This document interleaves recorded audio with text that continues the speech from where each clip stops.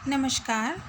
आज हम कक्षा 8 विषय भूगोल के पाठ 2 भूमि, मृदा, जल, प्राकृतिक वनस्पति और वन्य जीव संसाधनों के बारे में अध्ययन करेंगे। पिछले पाठ 1 में हमने संसाधन का अध्ययन करा था और संसाधनों के प्रकारों का अध्ययन करा था, जिसमें से हमने प्राकृतिक संसाधनों का अध्ययन किया था। प्राकृतिक संसाधन के कुछ ही भागों का अध्ययन हम यहाँ भाग 1 में पढ़ेंगे। सर्वप्रथम यहाँ पर कुछ विपरीत देशों की कुछ बातों को यहाँ बताया गया है। तंजानिया, जो कि अफ्रीका का एक छोटा सा गांव है, वहाँ माम्बा नाम की एक लड़की पानी लाने के लिए प्रातः शीघ्र उठती है। उसे बहुत दूर जाना पड़ता है और वह कुछ घंटों बाद लौटती है। इसके उपरांत वह घर के कार्यों में अपनी माँ का हाथ बटाती है और अपने भाइयों की बकरियों की देखभाल में मदद करती है। पूरे परिवार के पास उनके पास एक छोटी सी झोंपड़ी, जिसके चारों ओर चट्टानों भरी भूमि का एक भाग है। माम्बा के पिताजी कठिन परिश्रम के बाद वहाँ कुछ मक्का और सेम ही उगा पाते हैं, जो उनके परिवार के साल भर के खाने के लिए भी पर्याप्त नहीं है। दूसरी ओर पीटर न्यूजीलैंड के भेड़ पालन प्रदेश के मध्यवर्ती भाग में रहता है। यहाँ पर न्यूजीलैंड की बात हो रही है और इससे पहले अफ्रीका की बात हो रही थी, जहाँ उसका परिवार ऊन प्रक्रमण करने का कारखाना चलाता है। ऊन प्रक्रमण मतलब यहाँ पर ऊन बनाने का कारखाना है। प्रतिदिन जब पीटर स्कूल से लौटता है, तब वह अपने चाचा को अपनी भेड़ों की देखभाल करते हुए देखता है। उनके भेड़ों का बाड़ा कुछ दूरी पर पहाड़ियों से लगे हुए एक विस्तृत घास के मैदानों पर स्थित है। यहाँ विस्तृत घास के मैदान, और इससे पहले कहा क्या था? चट्टानी भूमि।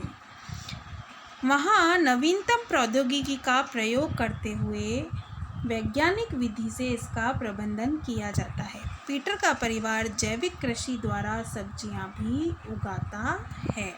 यानी कि इन दोनों कहानियों में ये बताया गया है कि ऊपर अफ्रीका का वह क्षेत्र जहाँ पर खेती करने के लिए पर्याप्त भूमि नहीं है, और नीचे यहाँ पर विस्तृत घास के मैदान हैं, जहाँ पर भेड़ पालन करना अत्यंत अनुरूप है वह भूमि, और दूसरा कृषि के लिए भी वह भूमि अत्यंत उपयोगी है।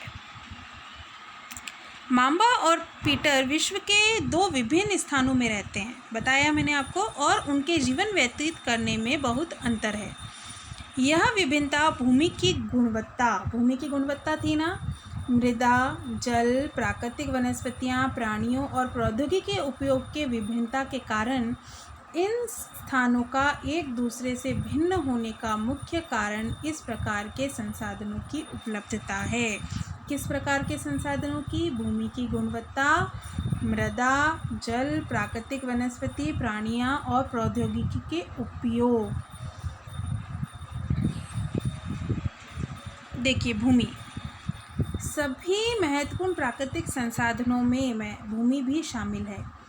भूपृष्ठ यानी पृथ्वी के सभी भूभाग के कुल क्षेत्रफल का 30% भाग ही भूमि है, और इस 30% भाग पर आवास योग्य भूमि भी पर्याप्त मात्रा में नहीं है।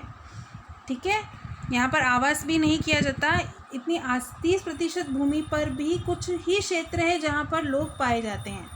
मुख्यतः भूमि और जलवायु के भिन्न भिन्न लक्षणों के कारण विश्व के विभिन्न भागों में जनसंख्या का वितरण भी कैसा है? असमान है। यहाँ पर यानी जलवायु और भूमि के विभिन्न परिवेश होने के कारण जनसंख्या का वितरण भी असमान। जैसे कि मरुस्थल में लोग कम पाए जाते हैं, मगर जहाँ उपजाऊ भूमि होती है वहाँ पर लोग अधिक पाए जाते हैं। ऊबड़ खाबड़, स्थलाकृति, पर्वतों की तीव्र ढाल, जलाकांत, संभावित निम्न क्षेत्र और मरुस्थल क्षेत्र एवं सघन वन क्षेत्र सामान्य, विरल और निर्जन हैं। उर्वर मैदानों और नदी घाटियों में कृषि के लिए उपयुक्त भूमि उपलब्ध है। जहाँ मैदानी भाग है और नदी घाटियाँ जहाँ हैं, जहाँ पर्याप्त मात्रा में पानी कृषि को उपलब्ध हो जाता है। इसलिए वे स्थान विश्व के सघन बसे क्षेत्र हैं। सघन बसे हुए क्षेत्र वो होते हैं जहाँ पर जनसंख्या भी पर्याप्त मात्रा में पाई जाती है और खेतीबाड़ी और दूसरी अन्य चीज़ों भी पर्याप्त मात्रा में पाई जाती है। भूमि का उपयोग।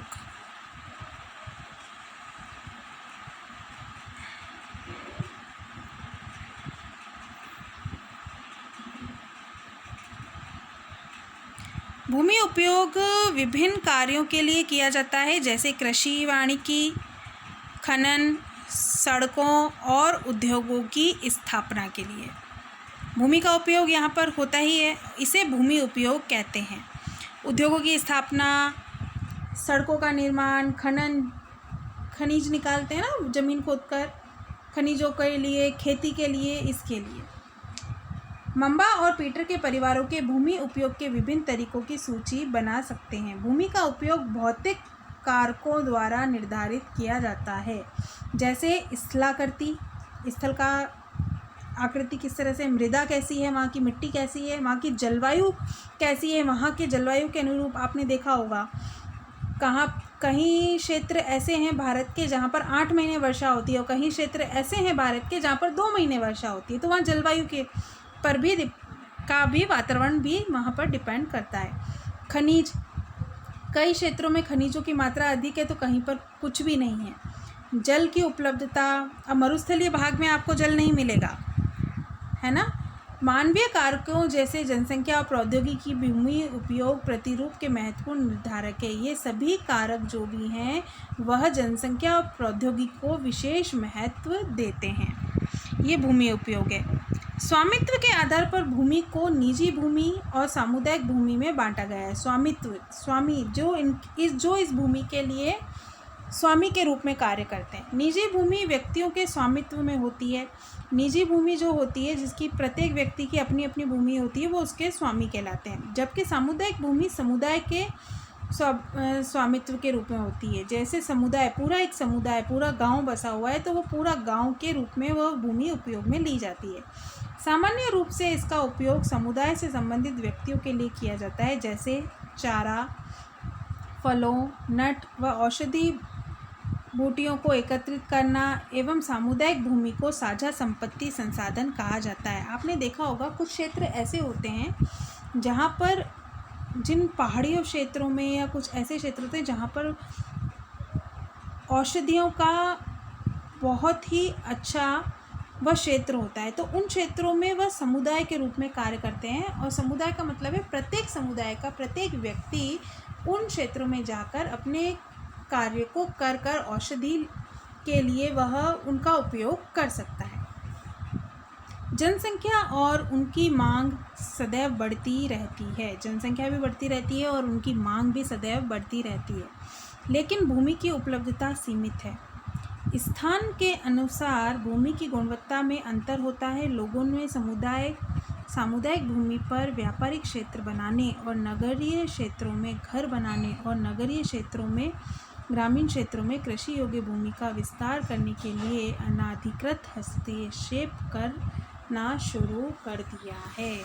जनसंख्या बढ़ने के साथ साथ प्रत्येक व्यक्ति आज के दौर में सभी यह चाहते हैं कि भूमि निजी रूप से हम उपयोग मिले, तो निजी भूमि के उपयोग के लिए वह अनाधिकृत रूप से अधिकार करना शुरू उन्होंने कर दिया है।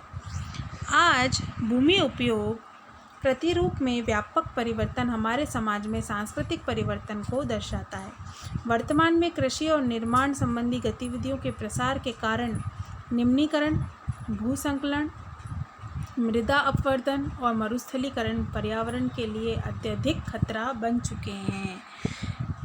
निम्नीकरण का मतलब यहाँ पर है भूमि समाप्त होती चली जा रही है। भूसंकलन मतलब मिट्टी खिसक जाती है ना, ज़मीन खिसक जाती है। भूसंकलन, पेड़ कटते हैं तो मिट्टी ठहर नहीं पाती है तो वो खिसक जाती है। मृदा अपवर्तन का मतलब उपजाऊ मिट्टी ना मिलना कृषि के रूप में के लिए।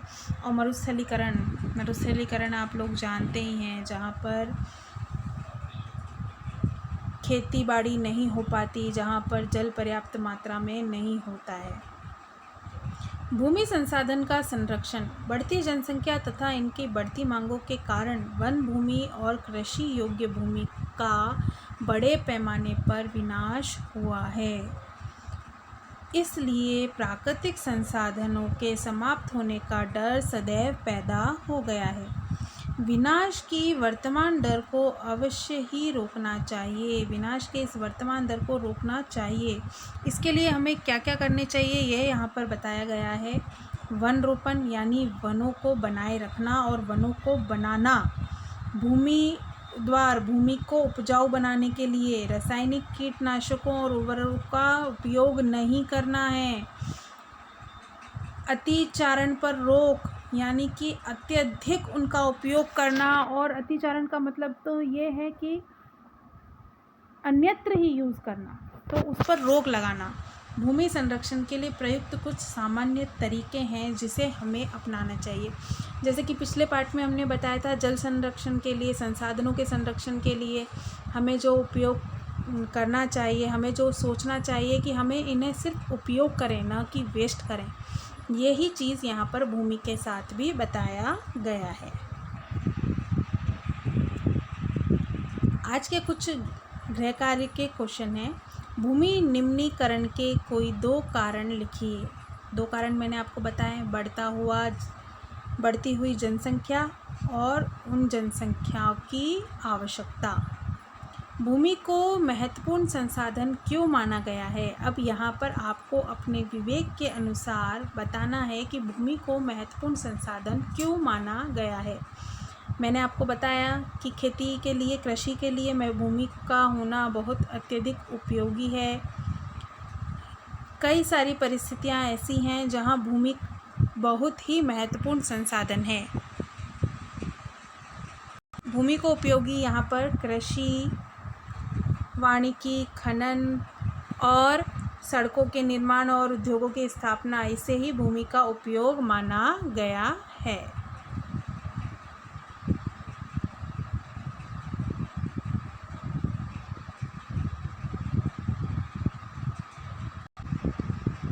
आप सभी से यह निवेदन है कि यह गृह कार्य के प्रश्न आप नोटबुक में ज़रूर नोट डाउन करें। आपने वीडियो यह पढ़ा, सुना और समझा, उसके लिए बहुत बहुत धन्यवाद।